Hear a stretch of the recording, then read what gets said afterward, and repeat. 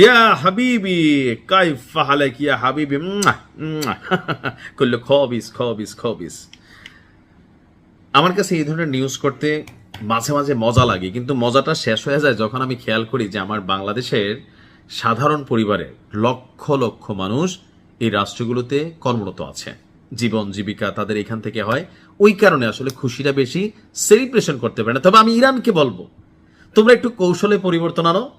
আপে তাপে নামাইরা ওই আরবের যেই দুবাইয়ের বড় বড় দুই চারটা শেখ যারা আছে, তাদের বাসভবন আছে, বিভিন্ন অফিস আদালত আছে, গুরুত্বপূর্ণ সেন্টারগুলো আছে, সেইখানে সতর্কতামূলক দুই চারটা মারতে পারো।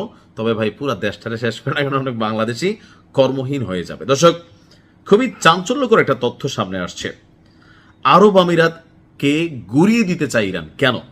এটা নিয়ে আপনাকে একটু অতীত ইতিহাস জানতে হবে। বেসিক্যালি ইসরায়েল ইস্যুতেই যে ইরানের সাথে আরব আমিরাতের ঝামেলা বা ইরান আরব আমিরাতকে পছন্দ করে তা না, একটা দ্বীপ আছে। ওই দ্বীপটা নিয়ে দ্বিতীয় বিশ্বযুদ্ধের পর থেকে আরব আমিরাত এবং ইরানের মধ্যে একটা চলমান যুদ্ধ আছে। এই মুহূর্তে দ্বীপটা অনেকটা ইরানের দখলে আছে। আরব আমিরাত চায় যে কোনো মূল্যে এই দ্বীপটা তাদের দখলে নিতে। তো অনেকবার এটা ইরানের দখলে গেছে, অনেকবার আরব আমিরাতের দখলে গেছে। এই অবস্থার মধ্যে যখন ইসরায়েলকে সরাসরি সহযোগিতা, ইসরায়েলি ইনভেস্টমেন্ট, স্বীকৃতি দেওয়া, এই ইস্যুগুলোতে দুবাইয়ের প্রতি বা আরব আমিরাতের প্রতি মানে মুসলিম কমিউনিটির একটা নেগেটিভ দৃষ্টিভঙ্গি আছে, যার কারণে ইরানের পক্ষে আমরা তো এমনিও ছিলাম বা অনেক ঘটনায় আমরা চলে আসি। ইরান বলছে যে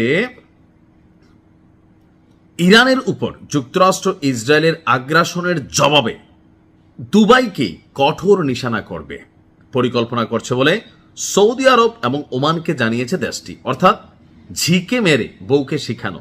আমেরিকার তো ইরান সরাসরি টাচ করতে পারবে না, তো অন্য দেশগুলোরেও এত বেশি ইফেক্টেড করার সুযোগ নেই। তবে দুবাইরে আপনার ধরা যায় বারবার।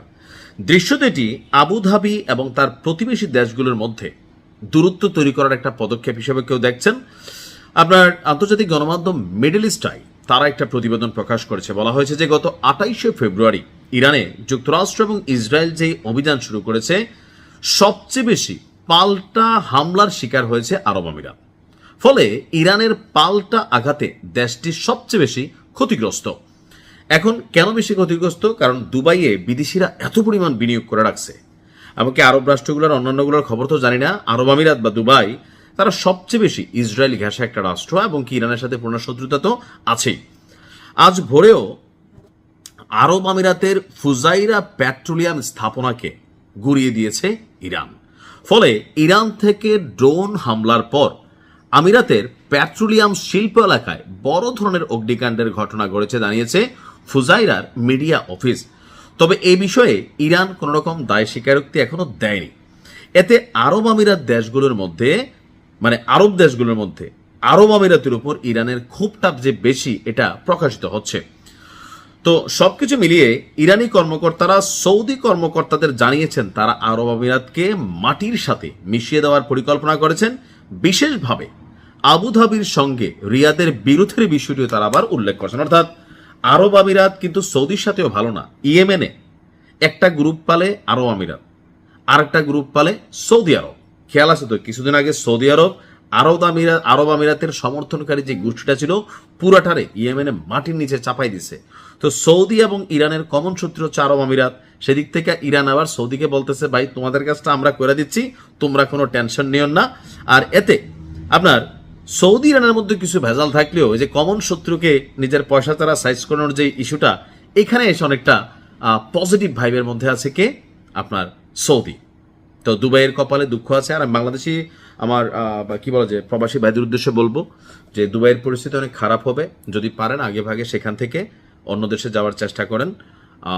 দুবাই এমনিও তারা অনেক কর্মসংস্থান বা তারা ছাঁটাই করবে আমাদের অনেক কর্মজীবী ভাই যারা আছেন। তো দেখা যাক কি হয়। বাঙালিরা নিরাপদে থাকুক, সুস্থ থাকুক। ইরানকে বলবো আপে তাপে নামাইরা এরকম। তবে এখানে তো বাংলাদেশের মানুষ বা বিভিন্ন দেশের মানুষরা কাজ করে, রিজিকের উপর আসলে চাপ পড়া যায়। তবে দরকার হচ্ছে শেখদের বাড়িগুলা চাইলে কিন্তু টেস্ট করা যেতে পারে। ভালো থাকুন।